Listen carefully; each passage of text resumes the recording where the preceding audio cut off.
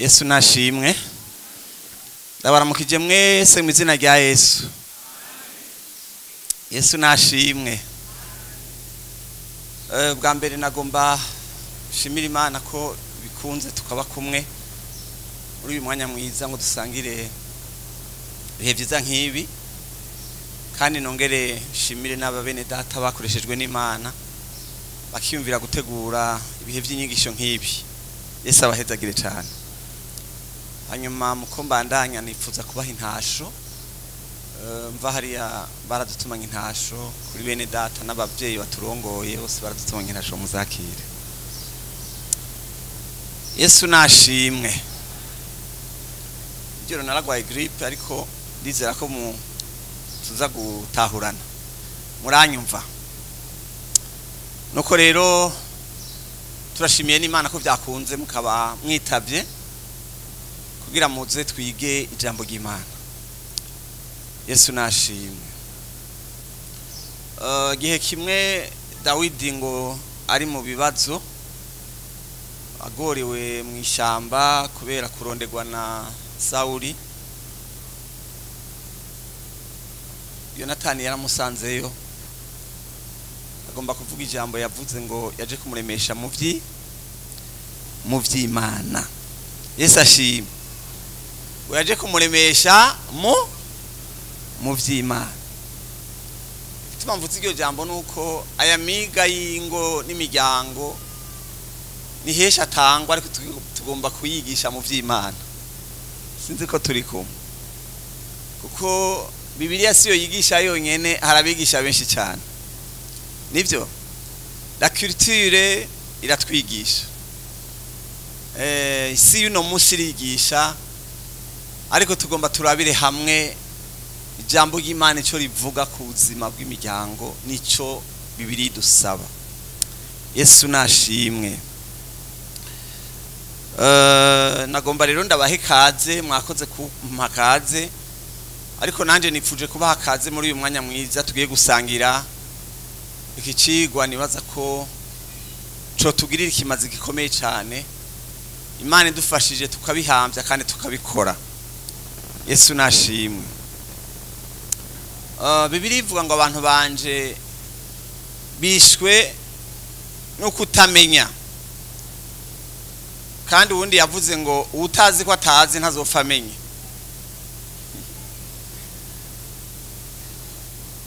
Murabona abantu benshi bazi ko babizi, ariko ntabyo tuzi.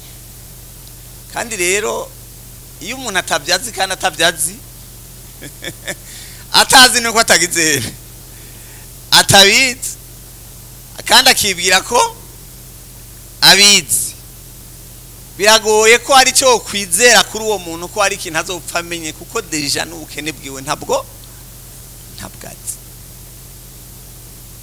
Yesu ashimwe. None rero uyu mwanya tugiye kwigira hamwe iki cigwa, kandi by'ukuri twebwe turabaremesha kiyago. Twifuza yuko izi nyigisho zogira ico zihinduye mu bugingo bwacu. Yesu ashimwe. Ico gituma nababwiye ko tugiye kuvyigisha mu vy'Imana. Yesu nashimwe. Mu vy'Imana ndasubiyemo, ni mu vy'Imana. Yesu ashimwe. Icigwa tugiye kwiga uyu munsi kivuga ku mfatiro canke ku mfunguruzo zituma abantu babana neza. Turaza no kubona inyungu ziva mu kubana neza. Yesu nashimwe. Ahandi muri Zaburi hari ahantu havuga ngo ni vyiza ko abana babananya. Murabizi ko abantu bashobora kubana bakabana ku itegeko, birabaho. Umuntu akemera kubana n'umuntu kubera itegeko ribimutegeka. Ahandi abantu bakabana kubera ivyo basangiye canke ivyo ajejwe, cyo nita mu Gifaransa responsabilité. Birabaho. Usanga umugabo n'umugore barabana suko bakundana, nuko hari icyo basangiye bavuga bati ntitwovana abana bacu byogenda gute, birabaho. Ahandi nahati sinohava n'amategeko ntabinyemerera, sinoturugo n'amategeko yomfata.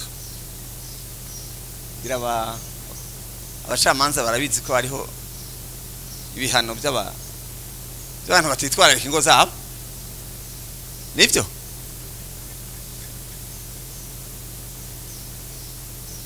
Ibyo byose rero birashoboka abantu bakabana muri ubwo buryo, mugabo atari uko babanye bamerewe bahiriwe.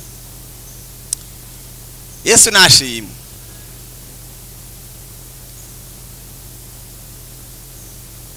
None rero nagomba ndagusabe wisengere kugira ngo uyu mwanya Imana igira ikivuganye natwe muri aya majambo. Yesu ashimwe. Uyu munsi imbere yuko mbandanya naje nteguye ikibazo dutangurirako kandi ba interrogation na verite. Muriko muranyumva? Ngomba ndabaye ikibazo mutateguye, sinabateguje ngo mucitegurira, ariko ngomba mugikore. Nicyo ngomba duhereko. Kandi turashobora kudakora ikibazo kimwe no munsi, tugakora byinshi, reka mpere kuri iki. Yesu nashimwe. Nagomba saba abantu bari muri secretariat ngaho bantangira utwo dupapuro, ariko imbere ko badutanga banze mbaze ni bande bazananye n'imiryango yabo, no kuvuga umugabo n'umugore bazananye mutarike turana. Abaje bonyene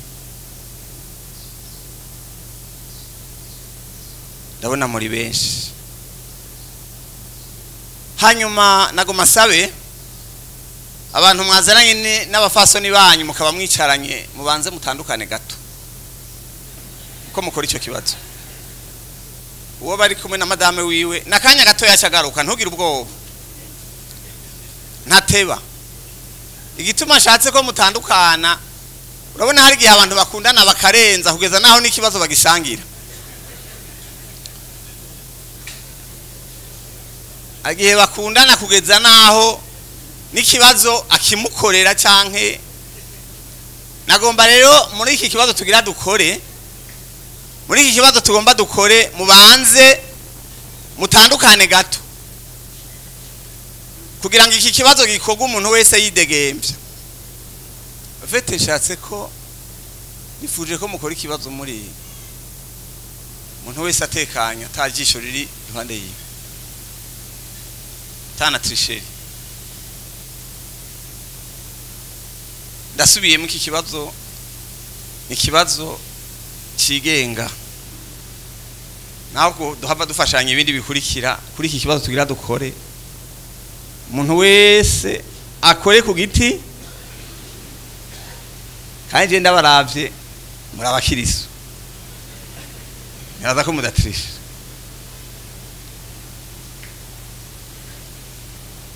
Mugaheza kudutanga utwo dupapuro mu mbarire, hanyuma abariko barashika twavuze ko mutandukana gatowe, mugabo muragaruka nimwicarane. Nimumbwire ko mwahejeje gutanga udupapuro.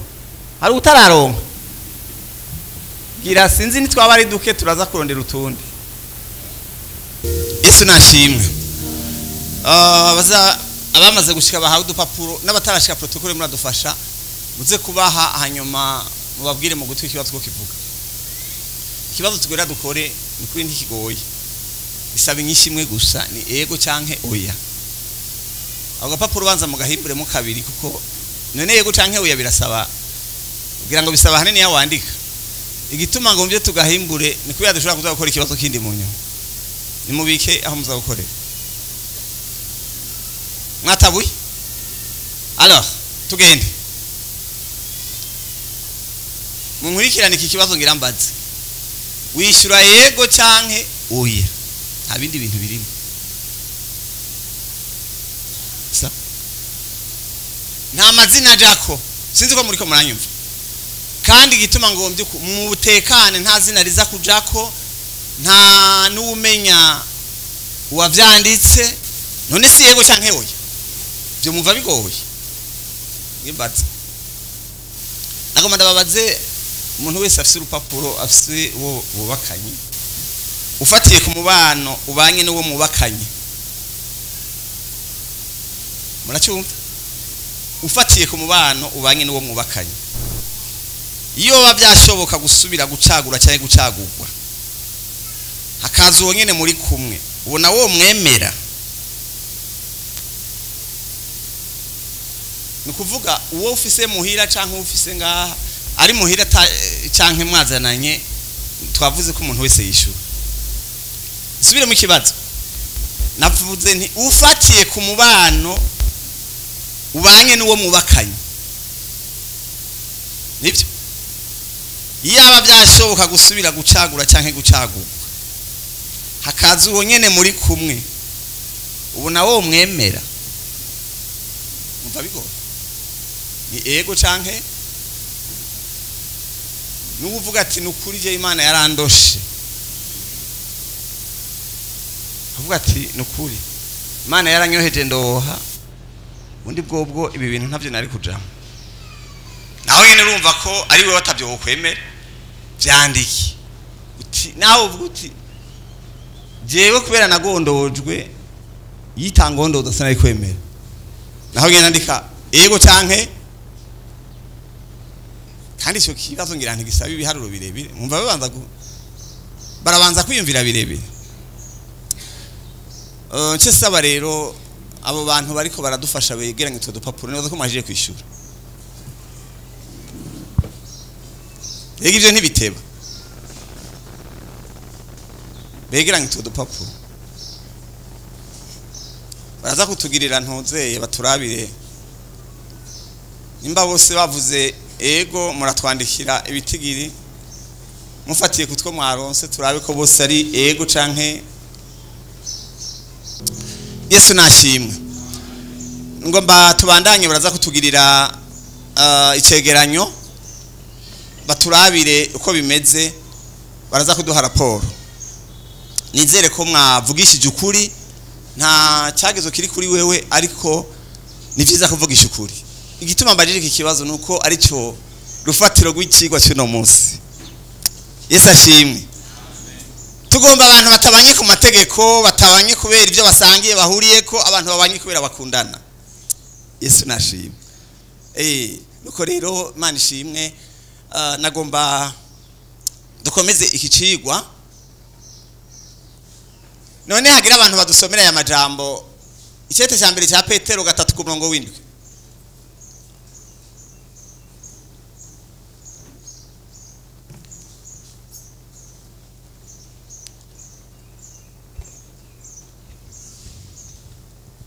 havuga ngo ku murongo w'indwi cete cya mbere cya Petero 3:7 havuga ngo namwe bagabo nuko mubane n'abagore banyu nk'abazi bibereye kuko ari nk'imbombovu zidahwanije namwe inkomezi kandi mubaha icubahiro kuko nabo arabaraganwa namwe ubuntu bw'ubugingo kugira ngo gusenga kwanyu ndikugire kugutesha amen.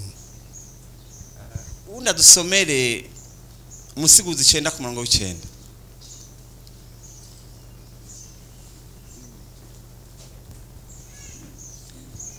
bana umunezero n'umugore wawe ukunda iminsi yose y'ukubaho kwawe kubusa yaguhaye munsi y'izuba niyo minsi yawe yose ipfubusa uko ivyo ari byo mugabane wawe wo muri ubugingo no mu miruho yawe uruhira munsi y'izuba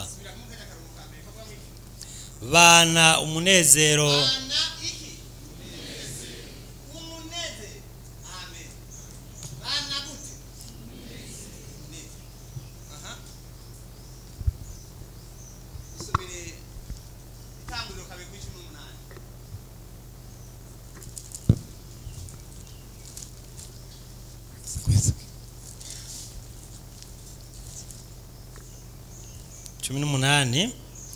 Uhoraho Imana aravuga ati si byiza ko umuntu yibana wenyene hinge ndamuronderere umufasha bakwiranye. Yesu aguhezagire muhereze ku migani n'umunani kuri 70.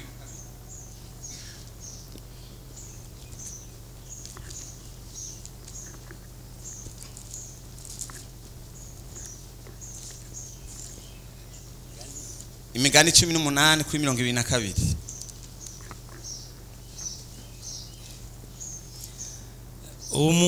Uronse umugore abaronse ikintu ciza kandi abaronse ingabire ahawe n'uhoraho. Amen. Yesu nashimwe. Nuko rero ngomba tuje mu cigwa nyezina. Nababwiye ko hari gihe twibaza ko tuzi mugabo tutazi, kandi nibaza ko ikibazo gikomeye nyamukuru ari kwiyumvira kuzi kandi atacuzi. Bibiliya ivuga ngo abantu banje bishwe no kutamenya. Kuko twavyumvise icigwa cy'uno munsi gifatiye ku mfunguruzo z'ukubana neza n'inyungu z'ukubana neza mu bana wabubakanye. Yesu ashimwe. Amajambo dusomye avuze ngo namwe bagabo mubane n'abagore banyu nk'abazi bibereye. Murumva ko dukwiye kubimenya. Yesu nashimwe. Umusiguzi 9 kuri 9 hatubwiye ngo bana umunezero. Nimba avuga umugore wawe ni nkuko yari kuvuga mugabo wawe hamuce muhashira umwe cyangwa uwundi. Hariya Tanguriro 2 kuri 18 hatubwiye ngo Imana ihejeje kurema. Ikintu cyanyigishije muri ayo majambo nuko Imana yaremye ibintu byose yeje kurema ikavuga ngo ibintu byose ibona ko ari ikintu cyonyine yasanze atari ciza. Niki? Nuko umugabo yibana icyo kintu yasanze atari ciza. Murumva ko umubano Imana yawuhaye agaciro. Umubano Imana yahaye agaciro kanini. Yumvira Imana yeje kurema ibintu byose ikavuga ngo ibintu byose ni byiza n'umuntu yamuremye igaheza ati mugabo harimo akantu. Imana ishimwe. Ni byiza ko si byiza ko uyu muntu agirana.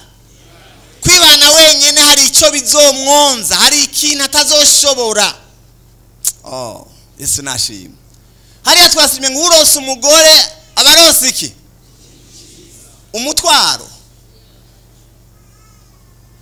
Abarose iki? Kintu ciza. Amen. Tumanukike.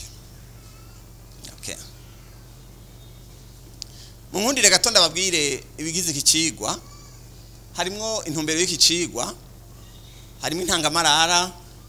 Turaza kuraba igituma dukeneye guha agaciro canke kwitwararika iby'umuryango. Turaza kurabira hamwe icarico umubano mwiza kubana neza. Turaza kurabira hamwe bimwe twomenya kubijyanye n'umubano mwiza mu bubakanye. Hanyuma turaza kurabira hamwe imvo nyamukuru zituma urugo rugira ibibazo. Turaza kurabira hamwe bimwe ibituma bimwe twobona mu ngo. Turaza kuraba icimana ivuga cyangwa umugambi Imana yari ifisigaye yashiraho urugo. Turaza kuraba ibimenyetso bimwe byerekana urugo ruhiriwe. Turarabira hamwe ingaruka zingo zisambutse canke zimerewe nabi. Turarabira hamwe n'ivyashoboka ibiringo bitatu bigize urugo canke mariage.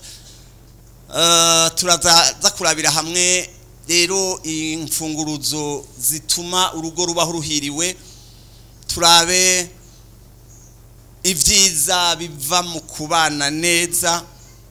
Turaza kurabira hamwe impanuro nkeya zofasha urugo rwamaze gutakaza umunezero. Ifashanyo. Yesu nashimye. Iki cigwa ni kirekire cyane ariko nasenze Imana ngo ifashe mvuga ibikenewe bike kandi bikenewe bihuye n'umwanya tugezemo. Yesu ashimye. Turabire hamwe intumbero y'iki cigwa. Intumbero ya mbere ni kugira ngo Imana idukure ku ruhuni ku maso kugira ngo tubone ibikenewe, kuko birazwi neza yuko umuntu ari ico atahura ari ico yizi. nibyo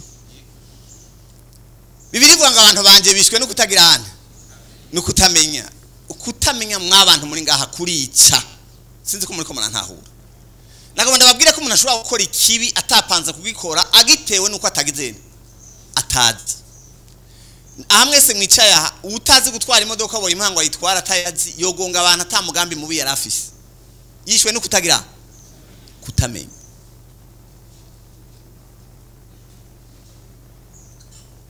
Bibiri ivuga ngo abantu banje bishwe nuko biranashoboka ko niba tamutwaro bifitiye kuko muribuka ko umunsi umwe Paulo agiye muri Efeso yabajije ati mbega mwana hawe mpemu yera ati nta n'umutwaro twaduse ko navyo twari tutse birani majambo umutwaro uva kuvyo twakiriye ikintu atacuzi nta nico usengera Yesu nadufashe muribuka wa Musamariya kazi Yesu yahejeje kumuganiriza avuga ati ubwo rero ivyo bintu mbariye cuwima information ubwa kabiri kugira ngo duhabwe ibifashisho byotuma ingo zacu zimererwa neza mwibuke ko ubuzima bwo mu rugo burashobora kugira ingaruka kuri kukubaho kwacu ngaha ku isi cyo twita destinée terrestre mugabo kandi no muri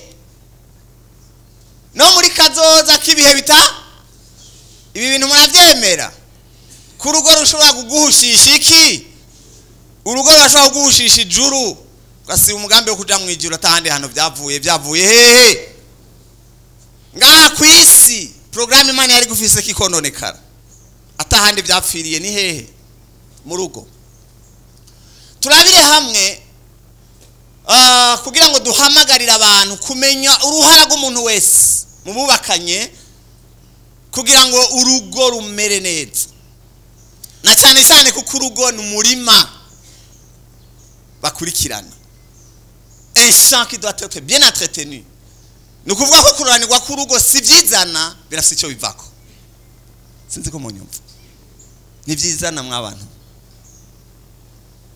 icyakane kugira ngo turabe ko inyifato zimwe zisambura ingo zohindurwa muri twebwe kuko birashoboka ko hari inyifato ufise yonona urugo kandi ukawifise utayuzi nicyo gituma bibi bavuga ngo mubane nk'abazi bigize ibibereye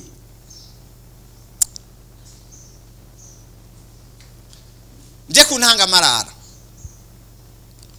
uyu munsi gusumba uko byahoze turabona ingo nyinshi zimerewe nabi zisambuka zimwe ntizigira urufatiro birirwa baratabagurana ku ijoro n'umurango bamwe bikabera mu gacerere mwihangane nabiteguye mu gifaransa muganda bisobanura mu kirundi muri ko murangivaga yeme murambabarira byarangoye kubishira mu kirundi neza ariko nta kibazo turabisigura mu kirundi Yesu nashima akaba ari ufise ikibazo cyo gutahura igifaransa nta ngorane tutabisobanura mu kirundi Yesu nashima ingo nyinshi zirirwa zirasambuka kandi bimwe bibera mu gacerere tukabona umenga na mahoro kandi atari amahoro bibuka ahantu hamwe nagiye umunsi umwe mudamu mwavuye kuririmba arambwira ati hajya naho ubona tuvuye kuririmba twavuye muhira nkubise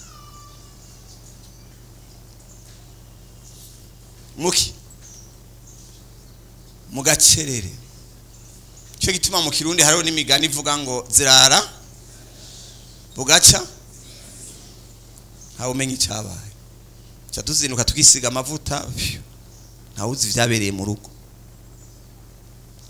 imiryango myinshi iri kure y'Imana yateguye ko imiryango iba nicyo gituma nza kubabwira umugambi Imana yarifise ku muryango nivyo kuko nimba turiko turagomba kumenya nimba umuryango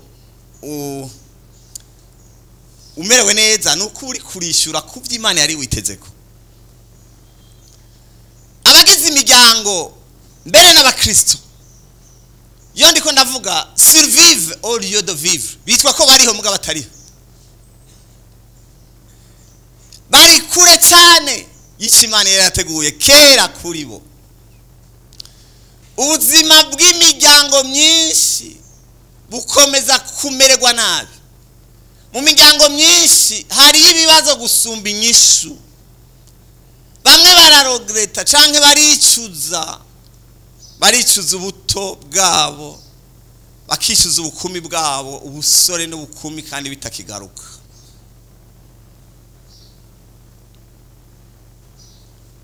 Mbega umumvikano uri he, guhuza kuri he, byinshi mubano mwiza uri he mu miryango.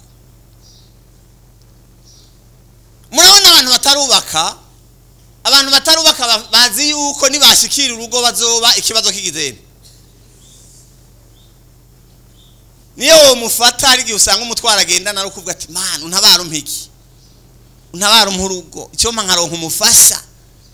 Imiryango myinshi biba abantu benshi bakiri bato bimvira bati nitwagira ubukwe amahirwe azoba baye. Mugabo tubisubiyemo tugasanga naho abo nabo bubatse babaye mu magogwa ariko baricuza ati mbega niho iki. Si wanyu ariko ibindi ko ndavuga birabaho.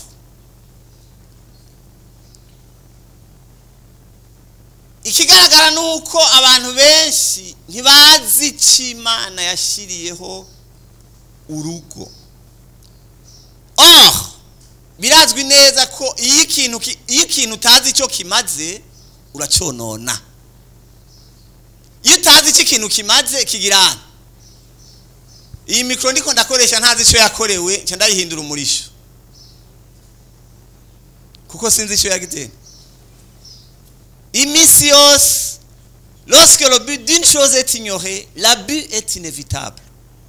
Icyo gituma dukeneye kumenya mbega Imana yashaka iki mu gushira hiki. Yashaka iki mu gushira, ndaza kubibabwira muza gusanga abantu benshi batazi gituma urugo ruriho. Reka ndagacishemwe abantu benshi bazi ko urugo rukuvyara. Mugani mbe urugo rukuvyara mubayo nk'ibikoko. Ntibivyara. No.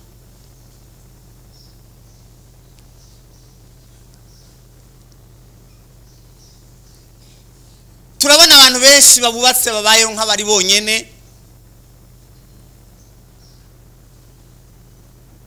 Abantu benshi ntibafise umunezero. Rya jambo twumva ngo si byiza ko uyu muntu yibana. Murumva ko Imana yabona ko hari ikintu gikomeye cy'umubano w'abantu ba muga abantu benshi siko biri. Akavuga ati njanye kera nkiri jenyene. Abadamu benshi, abafasoni benshi birwa barira marira ijoro n'umurango kubera ubukomana hari bw'imitima y'abagabo babo.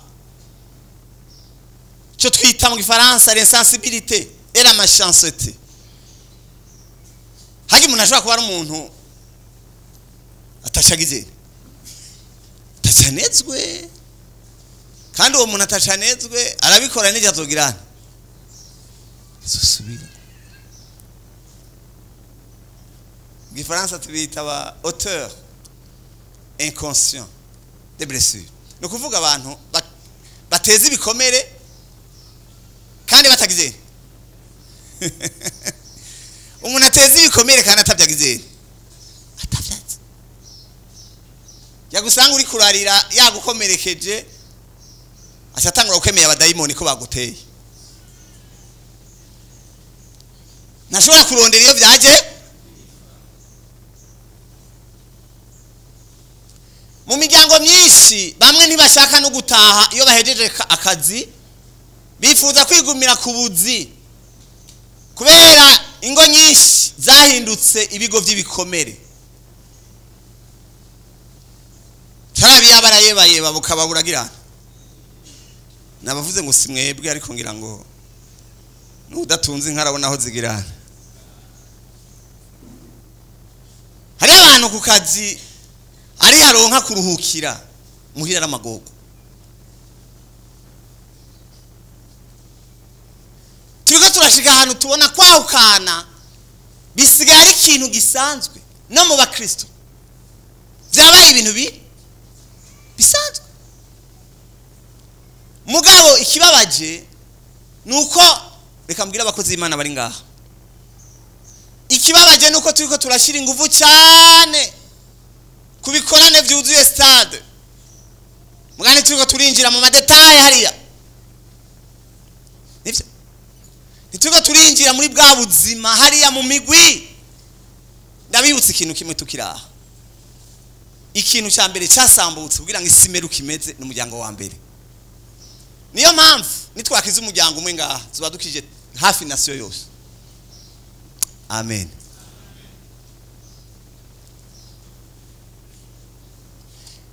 Ndiko ndabwira abakozi b'Imana n'abandi bose kandi twese turibo. Mukaba mushaka kumenya ubuzima bw'amashengero muri rusangi. Banza mwinjire mu buzima bw'iki? Mu buzima bw'imiryango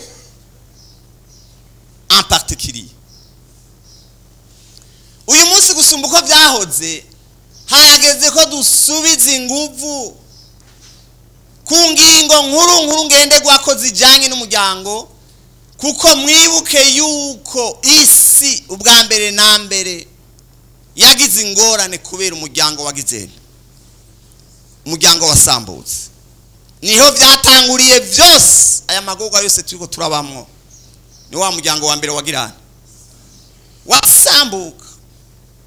Ndasavye Imana idutabara, numva nabifite umutwaro, mugaruke muki mu buzima bw'imiryango. Yesu nashimye, Yesu ashimye. Iyo twinjiye mu mazu menshi usanga amasalo meza cyane, salo ministre meza cyane, wicaye muri amadivi muri salo kumva ni, ariko ngoma ndababwira ubwiza bw'urugo ntibuhagaze muri ziya ntebe zo muri salo.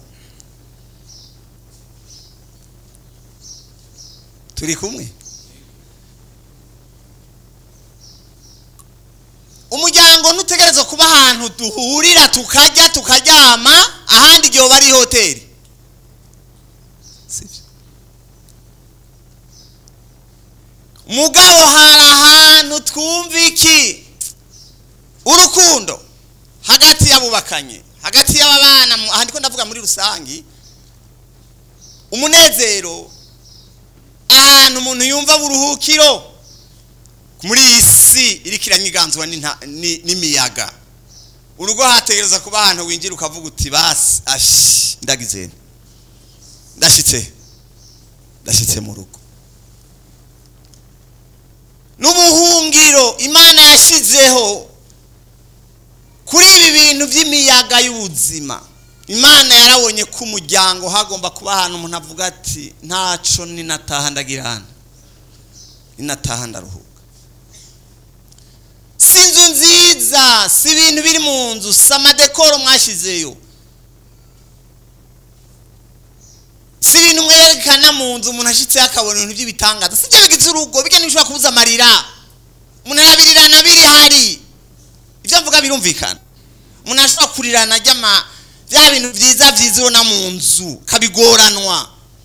Urugo rugizwe n'umunezero, affection, kwiyumvanamwo, kwitwararikana, dusanga mu rugo nibyo bigira urugo rwiza. Mwibuke ko urugo rurashobora kuba umugisha, ariko kandi rurashobora kuba amagorwa adahera. Nico gituma ingo zitegerezwa gufatirwa umwanya uhagije. Birakwiye rero ko twiyumvira cyane ku Imana yumvira mu gushiraho urugo. Mwibuke yuko urugo rwaremwe n'indi, ni Imana yashizeho ingo. Murabyumva? Le mariage a été créé par Dieu et pour Dieu. Urugo rwashizweho n'Imana rushirirwaho iki? Ndaza kubishikako. Amen. Urugo si umunezero wamwe n'umugore wawe muri babiri. No, Imana ikeneye kubikura mu munezero nayo.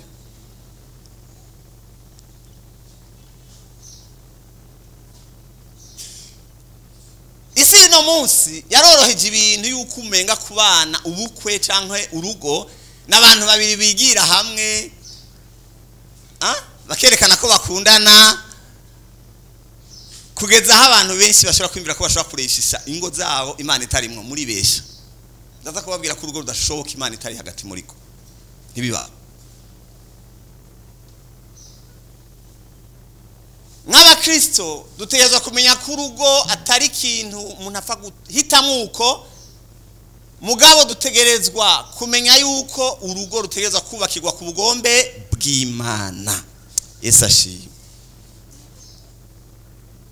Hari ibibazo dushobora kwibaza, kubera ingo nyinshi rero zirigwa ziragira ibibazo nk'ivyo cyane cyane no mu bakristo nibihe bibazo nyamukuru bituma ingo zisambuka ni mwibuke yuko umufasha mu bana umufasha ariwe muntu wa mbere azogufasha kubica Imana yagabiye ko uba no gukora icyo Imana yateguye ko sinzi ko muri ko murankurikira ntiwategeza kurondera ndiko ndigisha imiryango ariko nitwagera mu gwaruka tuzobasobanurira yuko umuntu atarakeneye umufasha babana gusa yarakeneye kuronka umufasha azomufasha mu by'Imana yamuteguriye ndabibutse yuko imbere yuko Imana ihumufasha umuntu yabanje kumuha mission nazosoma neza yabanje kumuha itongo ikimubwira n'icyo akora Imana kirabona ko icyo kintu imuhaye kidashoboka atari kumwe n'uwo mu yandi majambo byasaba ko uwo mufasha aza kuza kumufasha kugira ngo ashike kuri cya kintu Imana yagabiye ko akora murataho ibyo mvutse malheureusement abantu benshi babana atanuwuzi umwe wese yaja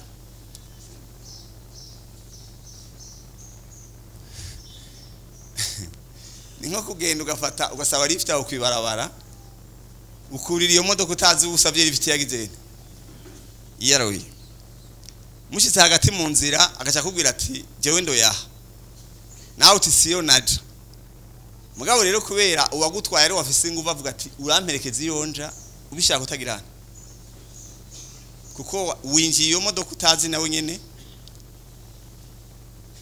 sinje kubatera marogre ariko muzobifashisha n'abandi Yesu nashimye nibihe bibazo nyamukuru nizihe mpamvu nyamukuru zituma ingo zigira ingorane mbega ni shetani numufasha canke ni iyo mvuze la philosophie du siècle présent murabizi ko hariko harabaho emancipation hariko harabaho ko abantu bose bagirana ngira ngaha barimo ngaha hariho abagore ngaha bangana n'abagabo murimo ngaha igituma ndababwiye ibi bintu natanguye mvuga ngo tuje kubigisha mu vyiki mu vy'Imana kuko isi nayo irafite ivyiki kirigisha muri iki gihe sinzi ko tuko turajana murabizi ko isi igwanya Bibiliya igwanya ijambo ry'Imana mbega nizihengaruka ubwa mbere ku bana mwishengero no muri societe turabire hamwe rero icya gatatu turabire hamwe igituma dukeneye kwitwararika iki kubera iki dukeneye gufatira umwanya imiryango bashaka kumva ati mbere kubera iki tumaze kugira sinzi ngira na conference ashaka kurangahe tugira ikibazo cy'imiryango umwe yaje ambara imiryango mwayihagurukiye kwere ntituranaheza nibirebire bigera kure Yesu nashimye ariko sha iyumvira umuntu muzobana ubuzima bwawe bwose umuntu nukwiye kubana neza nivyo erega abashanda babarire kukazugiye bakagufata nabi urahava sivyo ubaye mu karere muri quartier ukabona ntimubanye neza urimuka kandi nta kikoma inyuma nta na domaine d'explication inyuma yawe ariko wimvira ahantu winjira bataha rero biragize nta ropeshaje nta gusubiramo waragize aha mwaregutse mwabashinga ntaye karabaye je nihereyeko karabaye none abantu mwumva ko dukwiye kubana neza nimwumva ko hari hakwiye kuba ahantu h'umunezero Yesu nashimye murabona igituma dukeneye kwitwara ku muryango nubwo ishuri akarere twakuriyemo bifise ico bikora ku bana umuryango ufise uruhara rukomeye mu kubaho kwacu canke mu kuba ico tu ndabamenyeshe mwabantu muri ngaha uko mumeze no munsi ahanini byavuye kuko mwabaye muki uretse ibyo ndiko ndavuga uko mumeze uyu munsi ahanini ntibyavuye ahantu henshi bavuga ko ibice hafi 70% ari biva mu umuryango umwana yakuriye birashoboka ko ari ibice bindi birenga ko bivana ku mashuri wize biva ku karere wakuriyemo ariko haga ahantu muki mu muryango niho hakugize icuri ibi ndiko ndabivuga kugira mwumve ko imiryango ikeneye gushigwamwo iki inguvu nyinshi Yesu ashimye imbere yuko umuntu aja ku ishuri canke akaba mu kibano ubwa mbere umuryango ni utangura kumushiramwo intango yiki y'indero azogendana. Ivyo ngira turavyumvikana mwese. Ivyo rero turonkera mu miryango nivyo bazobandanirizako. Sinzi ahantu ugeze gusanga ku ishuri bavuga bati none abana nimba bananirwa akira foto. Eske ubwa mbere imisi yose n'amashuri nabigisha bigisha nabi. Ushaka gusanga uwo mwana ni muhira hafise ikibazo kanaka. Kuko ari uruhara rw'umuvyeyi rukomeye. Basanga tubashira ivyatunaniye ngo turabe ngene babidukosorera natwe byaransi wacu. Ega turabagora nabo ngene bigisha. Akira foto.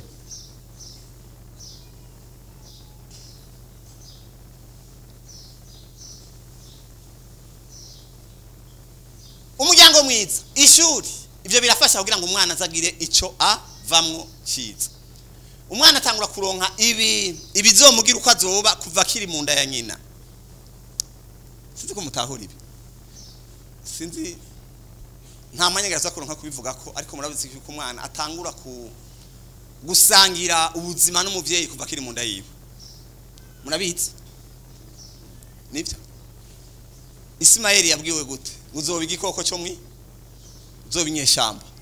Ajya ubwiya buzima bwa Ismaeli yabukuye mu nda kwa nyina kuko yatanguye kugirirwa nabi nyina kimutwaye iki arirukana ayo magorwa ashikira umwana ari hehe. Yesu ashimwe. Umwana atangura kwimva yuko nka kwakunda abantu mufise utuntu mugirirwa murakora bamwe mugabo akagerageza umwana ntavuka agasanga yabayeho. Uwo mwana avukana igikomere cyuko yaje mu muryango atagizanye atashakwa. Bamwe bango bashaka umuhungu hakaza iki. Uwo mwana azokura yumva neza ko nta rukundo afise. Ivyo byose bitangwa kubera hehe munda kwa mama wiwe. Murumva ko mu muryango hakomeye. Sinzi ko muri kumuranyumva. Wa muvya atwaye indi umugabo akamujya umutima ejo bizomugira ko ingaruka. Wa mwana ari munda nico gituma mu Yesu nashimye. Hari umuntu yambwiye ko muri Isirayeli umuvyeyi yagifise inda satangura kumwatura kamajambo meza. Kamwatura kivyanditse muri Bibiliya uzoba umutwe ntuzoba umurizo. Agatangura kubimuvuga ko kuko umwana arumva cyane ari munda gusumba ari hanze. Tangura kubimuvuga ko. Ana atangura kumubwira ngo urimenya. Size wamukuye. Umwana aragire Beka muranyumva. Mu miseze nafashije hari umuntu twaganiriye arambwira umwana w'ikibazo yarafise ntiyigera yumva se ntiyamuha ikibanza na gitoya. Kubera ibintu se yari yarakoze umwana akiri munda. Hari ikibazo cyabaye habaye ikibazo giki. Nagoma ndamumvishe mwa abantu muri ngaha. Umwana atangura kugira ingorane kuva akiri mu munda ya ariko gutuma turiga ibi bintu nuko hari amakosa menshi akogwa abantu batazi ko bariko barayakora. Hari ahantu hamwe nigeze guca turiko turavugana ku bikomere abantu bagira bakabikura mu miryango. Urabona haje umwana akura umwana kuva kiri mutoyo atangura kumubwira ibijambo bigumye wagipfuwe ntacu uzovamwo hengene gisa urikuramwo bakamu personality ijazokura yize uko nyene. Muriko muranyumva? Sinzi ko nakivuze hari ahantu hamwe umugabo umwe ndamuzi wakira umwana muto nyine yaramutumikinwa cyo kukiraba ahantu agiye kukiraba wakibure gatoya ngo ico gitwe cawe nibyo byiso byawe. Umwana kiri mutakura nico kintu azi ko afise igitwe kinini n'ibyiso. Haraho hirya muri Kongo umunsi umwe president bagendeye uwo mwana ngo yaraciye ubwenge cyane. Mugabo urumva ko ivyo bikomere bishobora gufata ama potentiel yiwe bikayamwaka. Bari mu Haga rero ngo kubera unyamwana yaraciye ubwenge baca bumva ko ari we yoje imbere agafata drapo. Bakamuha nagashima. Hanyuma waje afashe drapo ariko araproduce. Ntigeze yumva amashi y'ukumushima. Yumvise amashi y'ukumuzomera. Aba ariko baramushima nawe akumva ari cyagitwe ciwe. Complex zavuye. Turi ico batugize. Mwabavyeyi mwe ntimuze mukora amakosa badukoreye abiwacu. Nawe nyine bashobora kuba batari babizi. Mwe murabimenye. Abana banyu mutangure kubatura kumugisha. Muhuze na Bibiliya.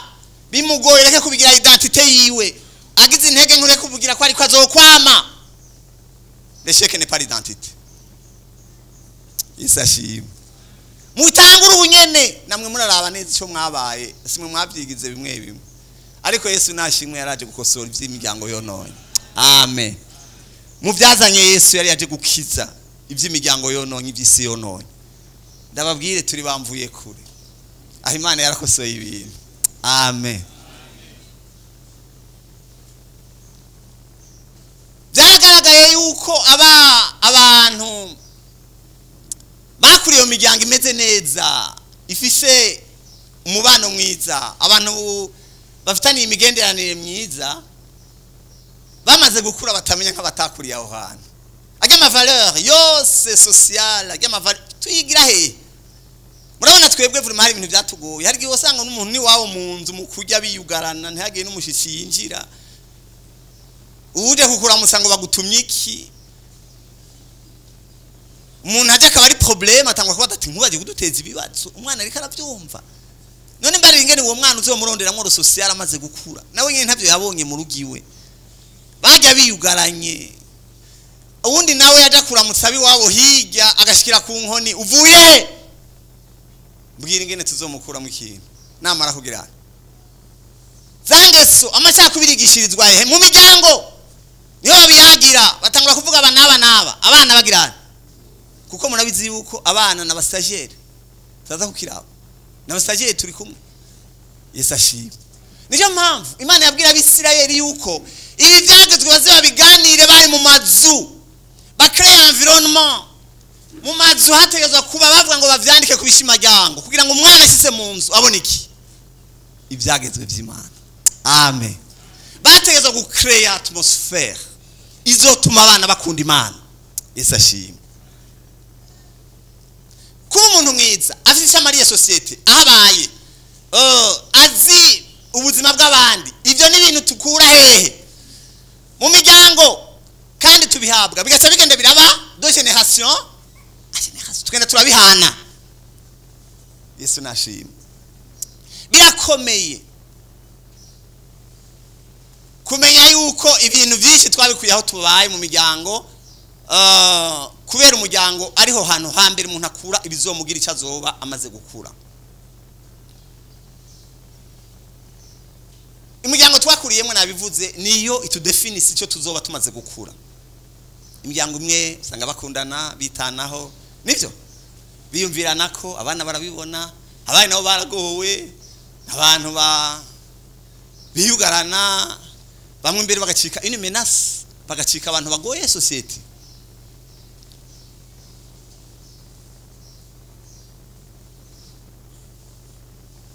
tutafise imiryango ikomeye ntidushobora kuzogira society imeze neza nimwakurikirana bon ndabasabye muragena mu bikurikirane mugene mu birabe namwe nimwaraba neza Yesu ashimwe c'est vrai hashobora kuja mu izindi facteur kanaka ariko nimwakurikirana ibibazo dufise mu gihugu aho tubaye reka nongere mu no mu mashengero nivyo nimwakurikirana munashobora gusanga bifise umuzi muri kahise kacu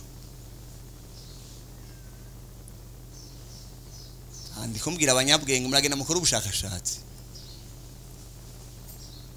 ujya mu chef ni wabona umushefu ameze kujya nyine urazoraba neza urazokurikirana ubazi ngene yabayeho bashobora gusanga nawe nyine atari we niko ko yabaye hanyuma rero ingaruka zoca bidutako twe nicyo gituma mwabantu iyo umuryango ugize ingorane igihugu cyose kigira ingorane keshi tuzosanga turiko turariha ibyo tutakoze byakozwe n'abavyeyi twese usanga turiko turabiriha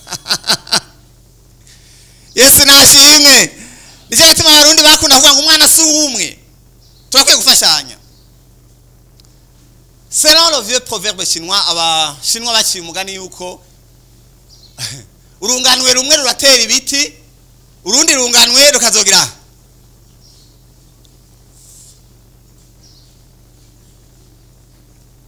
mwatumvise urunganwe rumwe ruratera ibiti urundi runganwe nago rukazokugama musi turashobora gusanga turi ko twugama musi y'ibiti tutagize ndagusabire rero utera igiti cyiza abandi bazogira Shasanga turi musi y'ibiti by'umurindangwe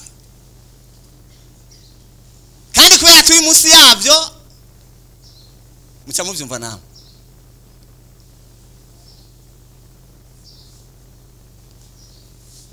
Imiryango tuvukiramo tugakuriramo irafise iki tugira. Yesu nashimye. Mbere biranashika abana bakazira ivyaha by'abaki. Abavyeyi bakoze wewe watavye wagize ugasanga uri kurabizira.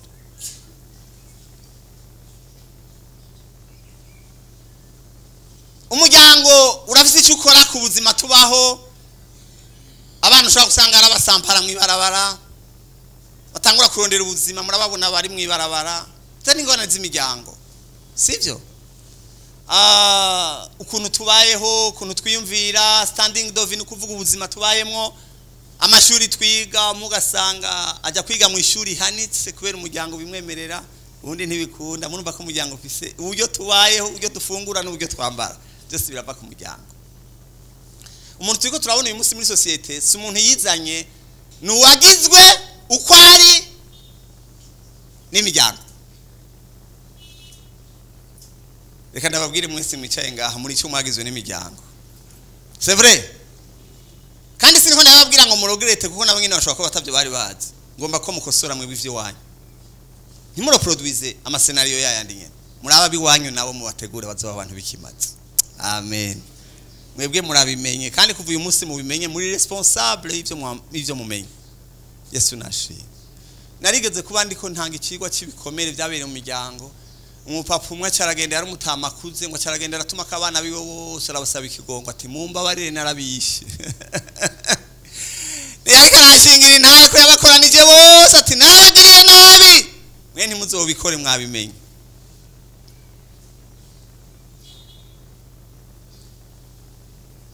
Turabe icyo ubuzima bwo mu rugo bushobora kutugira. Mumbabarire ndiko ndateba ahantu harakenewe. Ahantu ushaka kwimvira ko twakoranijwe n'ubusa. Mwibaza ko ari kubera no ibintu birakomeye kandi aha muri benshi. Nivyo. Mwimvira ko mu myaka 40 muzo bamungana ikimwe bwe nyene. Abantu mukoraniye igihugu cyose. Les nations. Ubwa mbere ubuzima bwo mu rugo burafise ico bukora ku bigumba gumba byacu. Bigahava bigakora no ku magara biga muranyumva. Hari ibigwara biduga bivanye n'ubuzima muri kurabamwo hehe mu rugo. Sinobanza kubijya ko musha muvyumva nawe. Ndabizi umuntu umwe yareka arambarira ati iyi ngwara yaduze kuva hatanguye kubera ibibazo mu rugo. Birabaho. Et par conséquent, muravyumva neza. Bica bihindura no kubaho kwacu. Murazosoma umuryango urugo rurashobora kuba ahantu hugukirira ibikomere canke haduteza iki. Canke haduteza ibikomere ni kimwe muri ivyo bibiri. Muriko muranyumva? Murabikwa ko Yosefu yagiye kubana na Potifera yarahuye n'ibibazo vyinshi. Mugabo abana yavyaye wa mbere yamwise ngo Imana inyibagije. Iki? Umubabaro nagize. Hari umuryango umuntu ashikamwo ukagirana ukamwibagiza. Abana cyavuga ngo Imana uwa kabiri cyangwa itangwa Imana impaye kurondokera. Umuryango urashobora kuguha prosperity utavanye aho wavuye. Amen. Ugasanga iyo wakuriye wari kondane kuzomerwa nabi ariko umuryango wagiyemwo ugahindura ubuzima bwawe. Abantu bari ngaha bagiriwe ubuntu muhimana icyubahiro. Ego vrema kandi muze kubaha agafanta ni mwataha. Abantu babona ko abo babana hari cyo babafashije. Uze kumubwira uti vrema hari ikintu wafashije. Amen.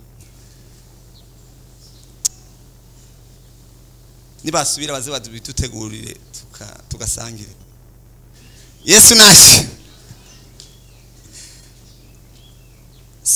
Nitwashaka ko imiryango yanyu ibi imiryango y'ukumererwa nabi twagomba ko imiryango yanyu ibi imiryango yo gukiriramo.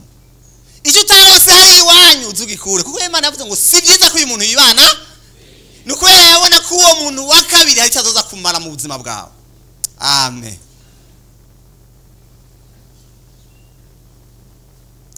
Ubuzima bwo mu rugo burashobora gutuma umuntu agira kuroranirwa cyangwa kunanirwa mu gukora icyo Imana yamugeneye ngaha ku isi.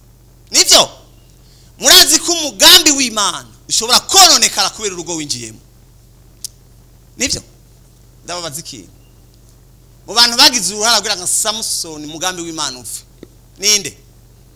Umugore yagize erega igihe tuza n'abaderira kaza kwiciki umugambi w'Imana. Derira akaba yaje kuri programme y'Abafilisitiya. Urashobora gusanga umukobwa yari zere yarafise urukundo rw'Imana rudasanzwe. Shetani akamuhiga ingene yo mufata.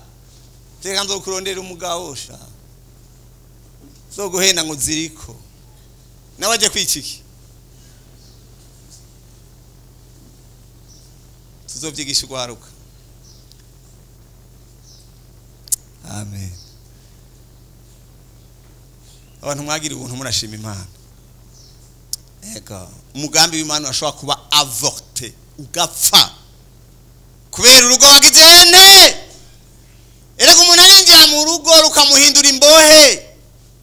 Yavuga ati ngiye gukora Imana ati ntuva. Cyari gihe baza kunyitura bansigurira ati rega nago umugabo yavyanse. Kiyanya nkiye vraiment none tugira iki? Tekereza ugumeye. Nene ko mubana ugira iki? Uragira? Uremeza. None ko mubana ugira iki? Muranyumva? Urugo rashaka guhindura imbohe rukakwaka uburenganzira bwawe bwose warugizene.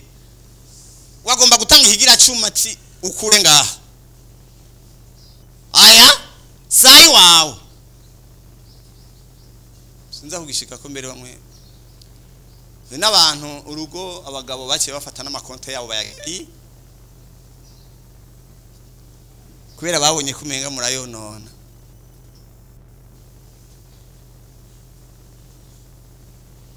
Nta bari mu mugabo.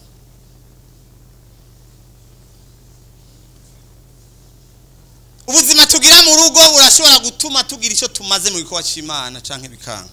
Byo nabivuze. Navuze ko ubuzima bwo mu rugo bushobora gutuma umuntu ubuzima bwiwe bw'imwemu bwononekara. Ninde yo dusomera abami ba mbere igitabo cy'abami ba mbere 2025 ndagesho murambabarira nagumye nihuta ariko ibintu byose tugomba kuba tuvyigishiriza mu ijambo ry'Imana. Ninde yo dusomera rya murongo 2025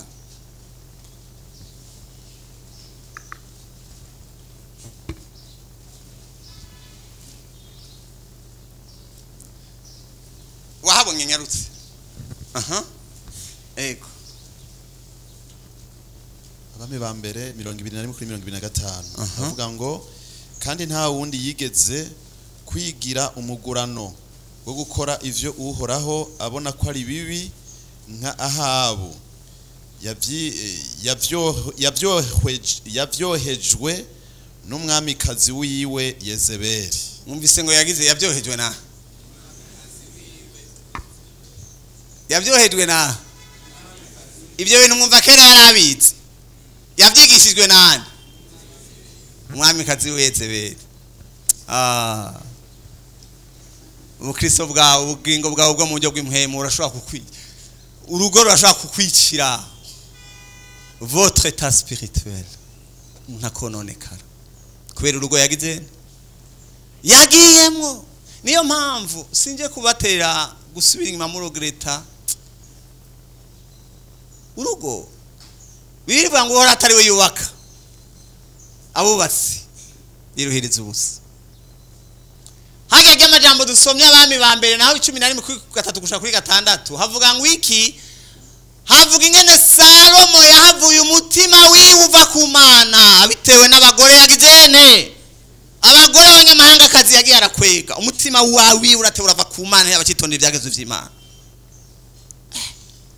Mugabo dusomye igitabo cya kabiri cya Timoteyo 1:5 havuga ngo nibuka ukwizera kwawe kwabanje kuba muri nyogokuru kugakomeza kuri nyoko wawe. Amen. Hagi haraba transfer. Haza haraba conservation des valeurs spirituelles. Bagende umwe abihereza, umuvyeyi ahereza umwana. Bica biragenda birabandanya. Imana ishimwe. Umuryango. Ibyo nabivuze uko twiyumvira, ari umushobora gusanga n'ivyimviro byo byarakorotse ega haje mu rugo harakomeye urazi ko amana umugabo kugira ngo ntacumaze uratebona ukavyemera terega ngira nivyo